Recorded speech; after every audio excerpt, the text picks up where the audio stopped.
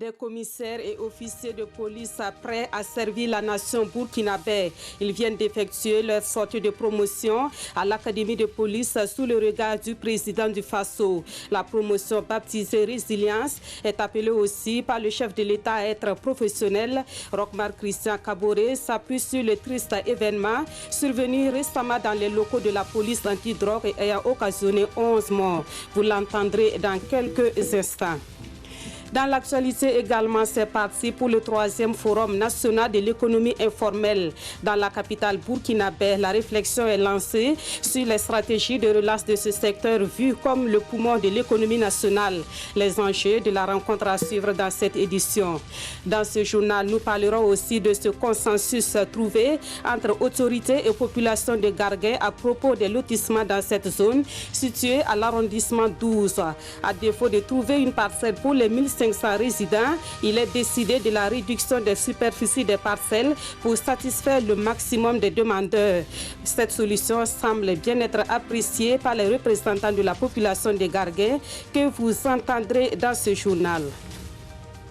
Mesdames, Messieurs, bonsoir. Merci de nous suivre. Cela dit, il y a 2 ans, ils étaient admis à la prestigieuse Académie de police de Pabré en qualité d'élèves commissaires et officiers de police. Après d'intenses cours alliant théorie et pratique, ils sont désormais aptes à servir la nation burkinabé. Les nouveaux promus ont reçu les épaulettes ce matin en présence du président du Faso. Les temps forts avec Rasmani Zoundi et Zubavier David Dabiri. Une nouvelle élite policière pour le renforcement de l'appareil sécuritaire burkinabé. L'Académie de police de Pabré livre ce matin sa 3e cuvée et ce sont 200 officiers et 31 commissaires dont un Tchadien qui sont jugés aptes à arborer les insignes de la prestigieuse institution. Port d'épaulettes, défilé de troupes sont les temps forts de ce cérémonial placé sous le patronage du président du Faso.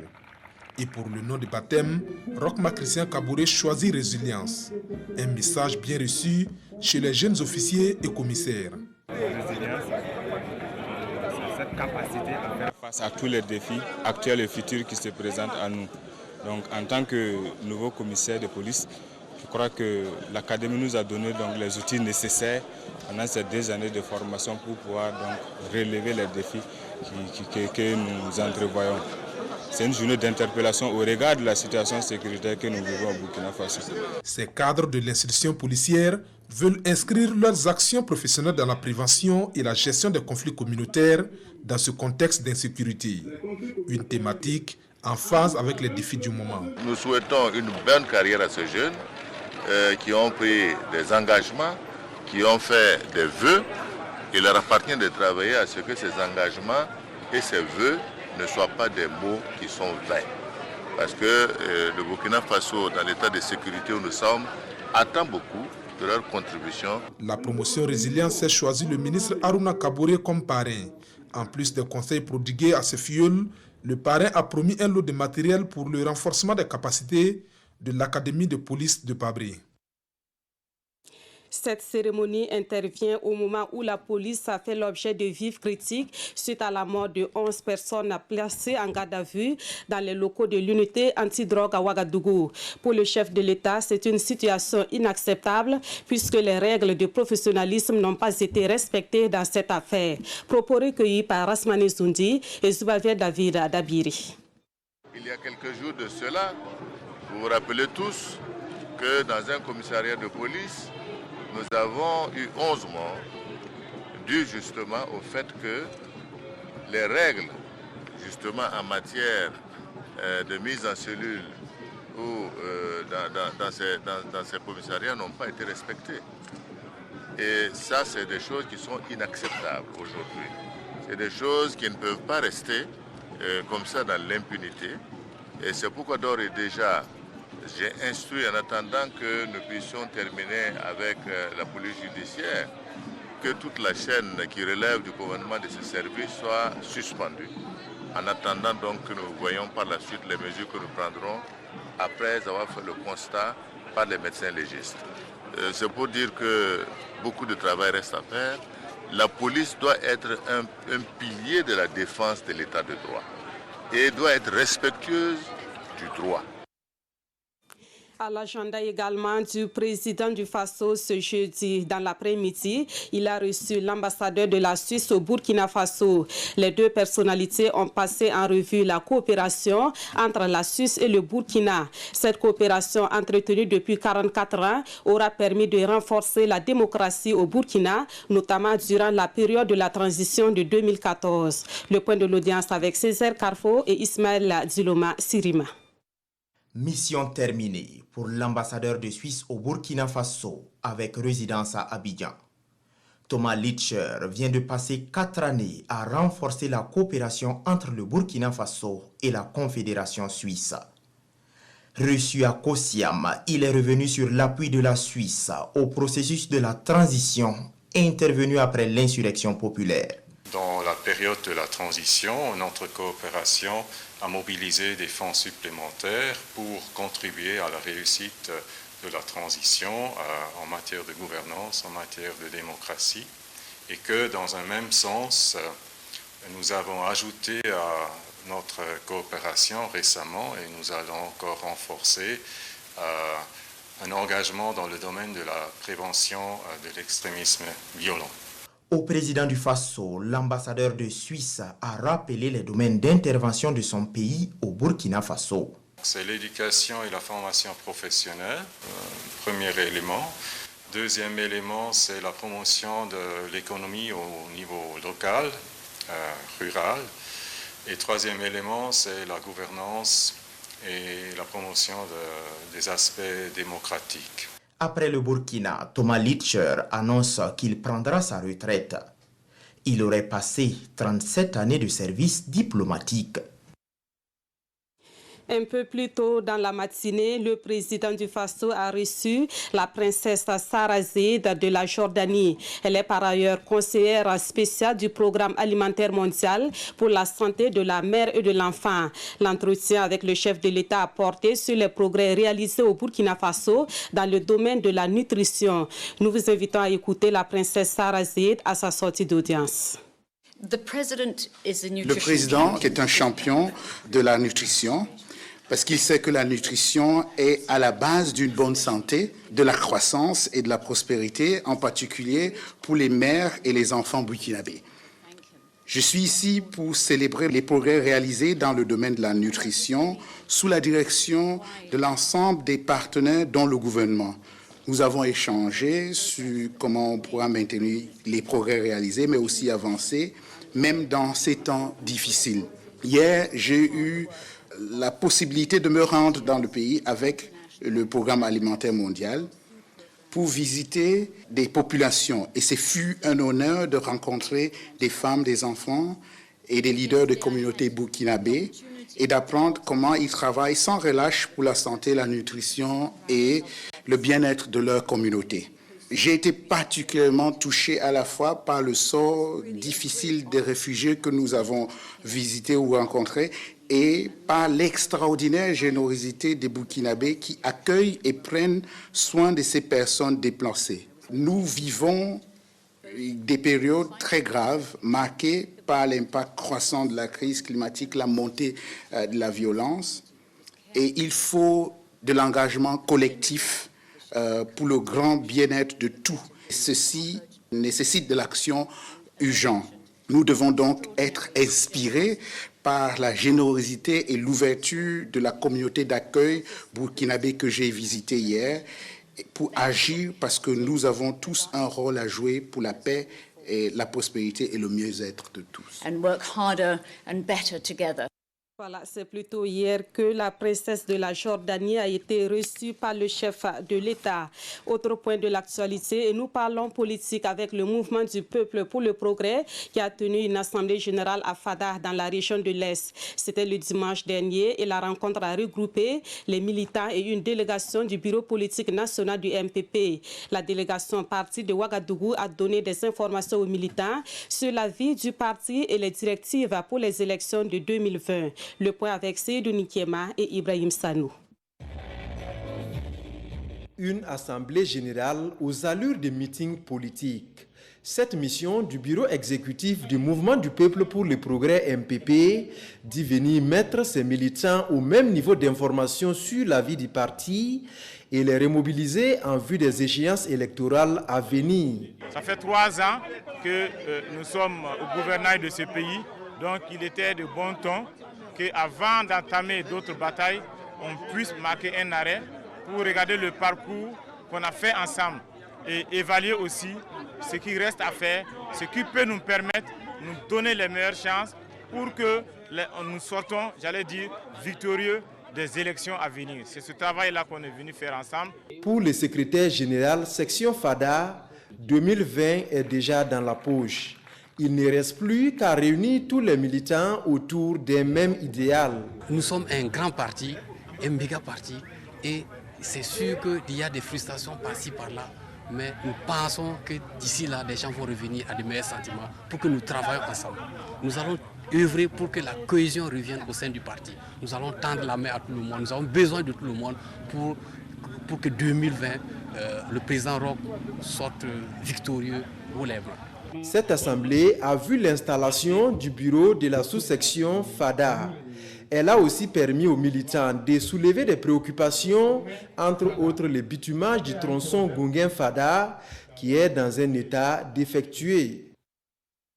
Ici à Ouagadougou, l'actualité, c'est aussi le 3e forum national de l'économie informelle qui s'est ouvert ce matin. Il s'agit d'un cadre de dialogue et de partage d'expériences auquel participent un millier d'acteurs du secteur informel. Les stratégies pour formaliser les activités des unités économiques jusque-là informelles seront identifiées au cours de ce forum. Nous suivons l'ouverture de cette rencontre avec Roger Kam et Aruna Mari. C'est un dialogue direct entre l'État et le secteur informel. À ce 3e forum de l'économie informelle, les acteurs veulent lever les entraves pour accroître la formalisation et la facilitation des activités agricoles et non agricoles. L'économie informelle est un secteur vital dans la création de richesses nationales. Nous encourageons les acteurs à mener une réflexion approfondie sur toutes les questions afin de nous faire des propositions pour que nous puissions ensemble évoluer vers cette mise en place des petites et moyennes entreprises et des petites et moyennes industries. Le secteur informel emploie 85% des jeunes actifs en milieu urbain et 25% en milieu rural, selon les statistiques. Mais le secteur doit se structurer pour être plus dynamique et rentable. La Chambre de commerce et d'industrie du Burkina et bien d'autres partenaires s'investissent pour l'essor du secteur qui connaît bien de difficultés. Le forum était nécessaire pour revisiter, pour voir les propositions qui seront à faire au gouvernement, pour prendre des dispositions pour davantage améliorer les conditions de ce secteur-là pour le développement économique. Nous aurons des débats très francs au niveau des commissions et qu'au rapport général, ces solutions puissent être trouvées. À l'issue des 3 jours prévus pour les travaux, État et secteur informel vont dégager des axes prioritaires pour une meilleure transition vers l'économie formelle. Un autre secteur qui a encore besoin d'être développé au Burkina, c'est celui de l'agriculture. Dans le milieu, on parle de modernisation ou de mécanisation et cela passe par l'acquisition d'équipements adaptés. Le ministère en charge de la question l'a bien compris en remettant des tracteurs aux chambres régionales d'agriculture. L'initiative est soutenue par la Société nationale de l'aménagement des terres et de l'équipement. Gérard Sommet, Aboubakar Sagnon. Un pas de franchi dans la marche vers la modernisation de l'agriculture burkinabé. Ces 26 tracteurs, avec des accessoires composés de remorques, de charrues et de pulvérisateurs, contribueront sans doute à la modernisation agricole. D'un coût global de 215 millions de francs CFA, ce matériel remis à la Chambre nationale d'agriculture est le fruit d'un partenariat entre la Société de l'aménagement des terres et de l'équipement rural et les chambres régionales d'agriculture.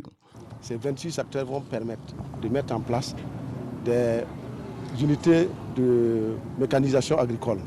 C'est-à-dire que ces unités vont permettre d'offrir des services aux producteurs.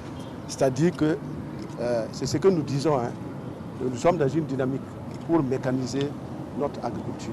Pour l'accroissement de la productivité agricole, ces équipements seront mis à la disposition des producteurs des différentes régions. Pour le moment, les tracteurs sont destinés aux régions. Et c'est pour les différentes chambres, les 13 chambres régionales de l'agriculture. Donc chaque chambre aura 2 tracteurs. Les objectifs de production de la campagne en cours sont fixés à 5 800 000 tonnes de céréales et plus d'1 700 000 tonnes de cultures de rente. Ces tracteurs devraient contribuer à l'atteinte de ces objectifs. Ce genre d'initiative est certainement attendu pour booster la filière riz au Burkina et dans la sous-région. La production du riz et sa commercialisation en Afrique de l'Ouest sont 2 sujets en discussion dans la capitale burkinabé. La rencontre a débuté ce jeudi et devra déboucher sur une meilleure organisation des acteurs de la filière. L'ouverture des travaux avec Paul-David Bambara et Maxime Zongo. Le riz est un élément clé dans les habitudes alimentaires au niveau des pays de l'Afrique de l'Ouest. Le problème, 40% de la consommation est importée. Un énorme gouffre donc pour nos économies. Dans les pays qui exportent le riz chez nous, comme la Thaïlande, il n'y a pas de grands périmètres irrigués comme le du Niger, du Mali. Si on protège la production locale, il suffit de 5 ans maximum. On peut être totalement autosuffisant et même commencer à exporter du riz. On n'avait pas, une organisation qui peut porter la voix des producteurs dans la région. Aujourd'hui, nous sommes à l'orée d'avoir cette organisation.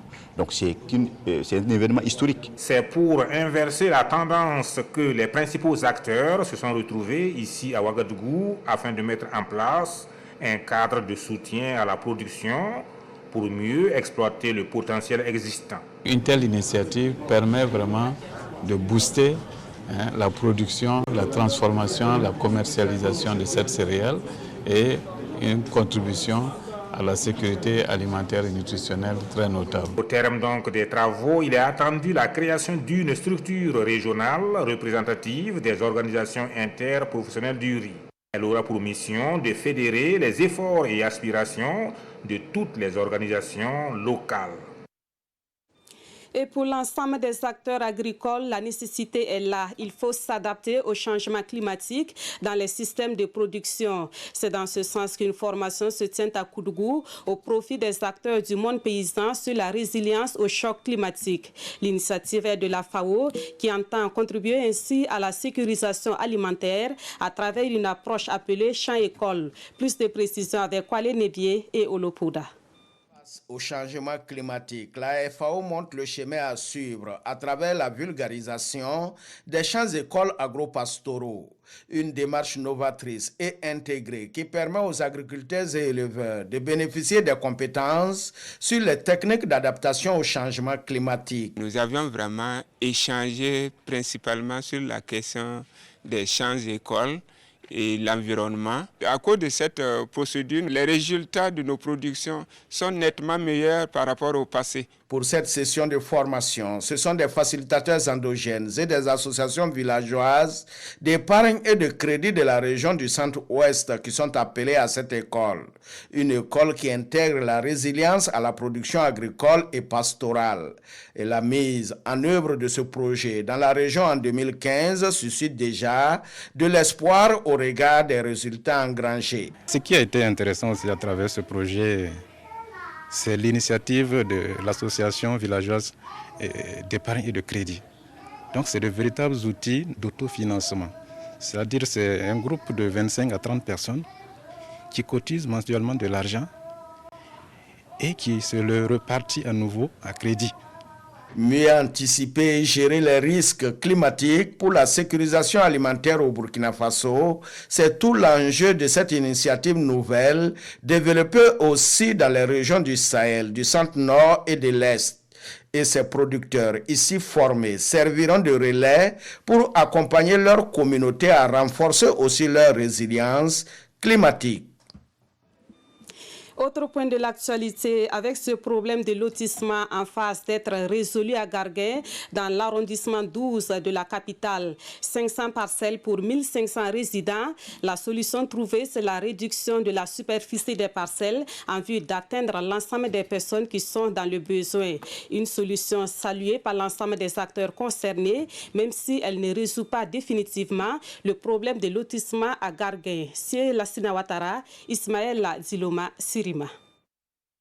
Solution est le maître mot de cette rencontre. Il s'agit ici de désamorcer le problème de parcelles à Garguin. Plus de 1500 personnes ont été recensées alors qu'à peine 500 parcelles ont été dégagées. Après 2 heures de discussion, le ministre de l'Urbanisme et de l'Habitat parle de consensus trouvé. Nous sommes donc convenus de pouvoir réduire les superficies des parcelles tout en restant dans les normes en matière d'urbanisme de manière à augmenter le nombre de parcelles. Ainsi, le nombre de parcelles dégagées va passer d'à peine 500 à un peu plus de 1000 avec des superficies de 150 mètres carrés par parcelle. Malgré cette solution, près de 500 résidents n'auront pas de parcelles.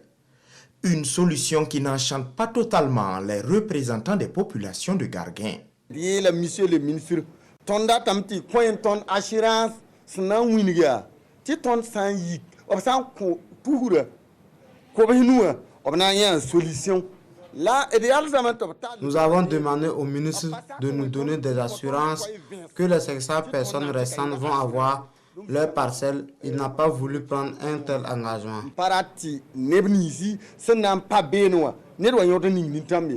Et El Hadj Hamidou Semporé de souligner qu'il n'est pas content du dénouement proposé à l'issue de cette réunion. Pour sa part, le ministre Bonané appelle les populations de Garguin à mettre en avant l'intérêt national et la cohésion sociale.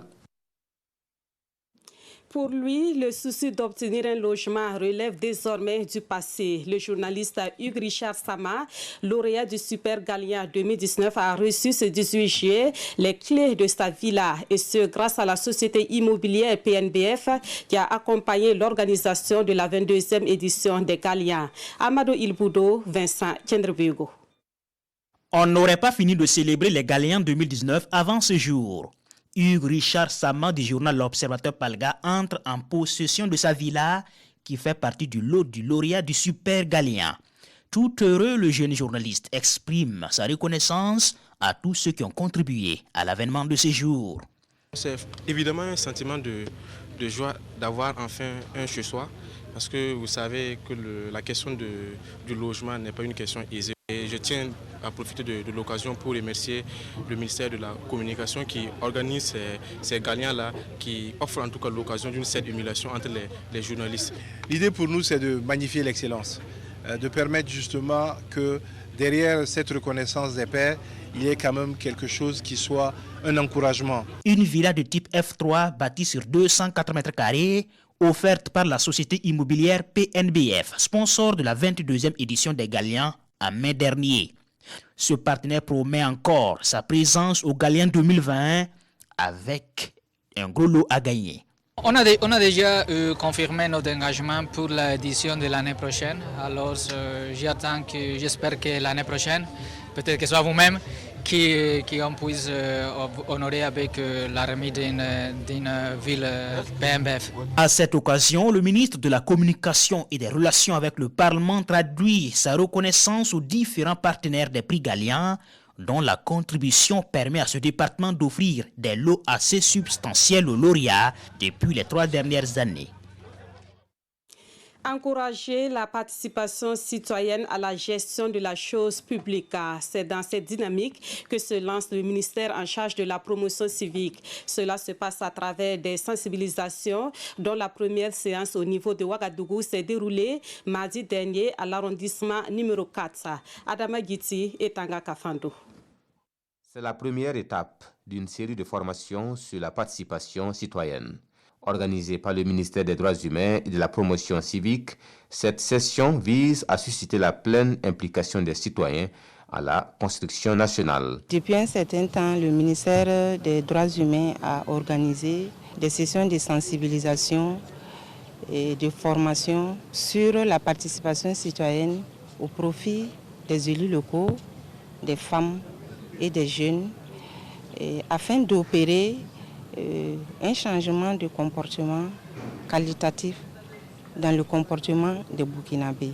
Donc l'organisation de cette session vise à renforcer ces acquis au profit de la population. Au cours de ces sessions, il sera entre autres question d'échanger sur les enjeux et les défis liés à la participation citoyenne, de susciter une prise de conscience des leaders d'opinion sur leur rôle et de promouvoir la bonne gouvernance au sein des arrondissements. La sensibilisation qui a commencé aujourd'hui au bénéfice des OSC, des représentants des coutumiers, des chefs traditionnels religieux et des associations est très bénéfique en ce sens qu'ils vont relayer cette sensibilisation à leurs membres qui va l'apporter à la population.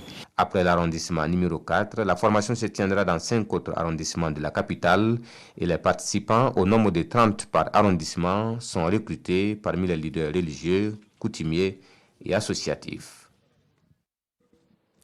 Dans l'actualité également, le ministre en charge de l'éducation nationale s'est rendu sur le chantier du lycée scientifique de Ouagadougou. Les travaux avancent à un rythme satisfaisant selon le ministre qui annonce l'ouverture de ce lycée à la prochaine rentrée des classes. La visite a eu lieu ce matin et nous suivons le reportage de Adama Guiti et Aimé Solange Digma.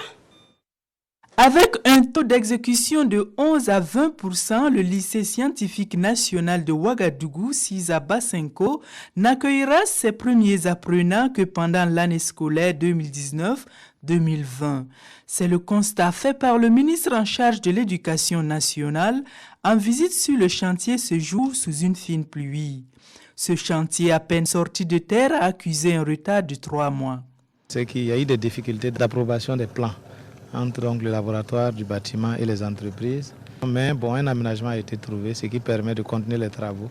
La construction de ce lycée s'inscrit dans le cadre du projet d'amélioration de l'accès et de la qualité de l'éducation financé par la Banque mondiale à hauteur de 2,5 milliards de francs CFA. Ce projet relève de la volonté politique de construire un lycée scientifique dans chaque région et 2 nationaux en vue de développer les sciences de la technologie et l'enseignement des mathématiques. Un mot de littérature dans ce journal. Le cardinal Philippe Ouédraogo signe un nouvel ouvrage intitulé Semences d'espérance.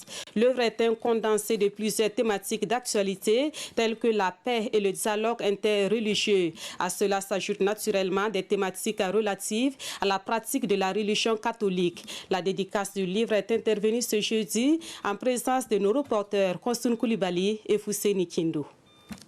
Semences d'espérance est une série de conférences et d'enseignements livrés par le cardinal Philippe Ouédraogo entre 2011 et 2018.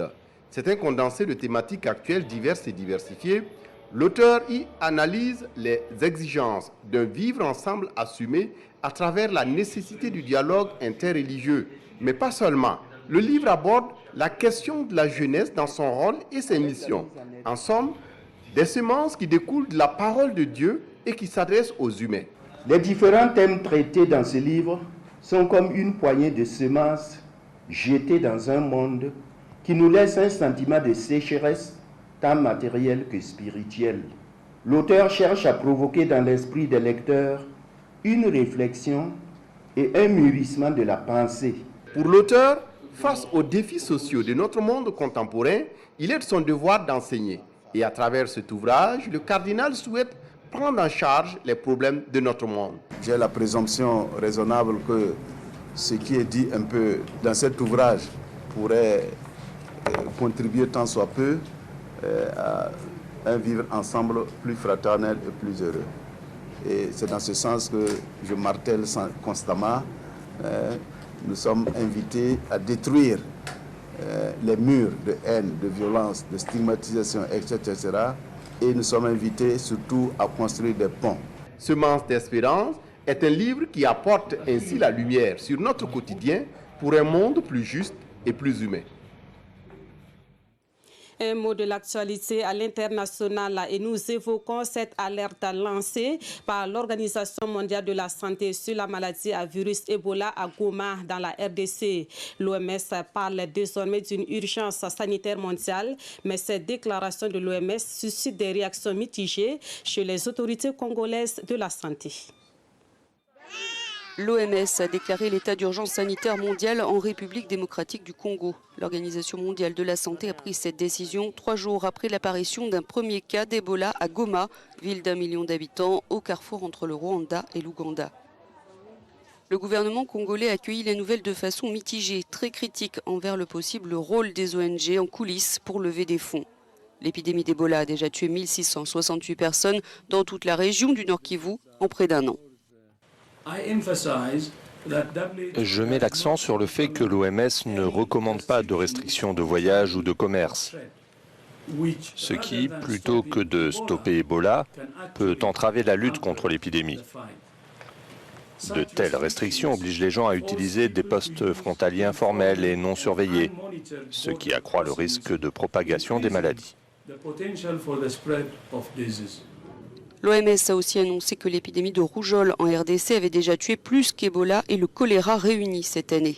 La dernière fois que l'OMS a déclaré l'état d'urgence sanitaire mondial, c'était en 2014 pour la grande épidémie d'Ebola qui a tué 11 000 personnes en Afrique de l'Ouest. Ce soir, sur la RTB, vous avez rendez-vous avec votre émission Controverse. Le débat va tourner autour de la monnaie éco qui fait la une des questions économiques au sein de la CEDEAO. Nous retrouvons Simon Gongo pour en savoir plus sur le débat de ce soir. Bonsoir Simon.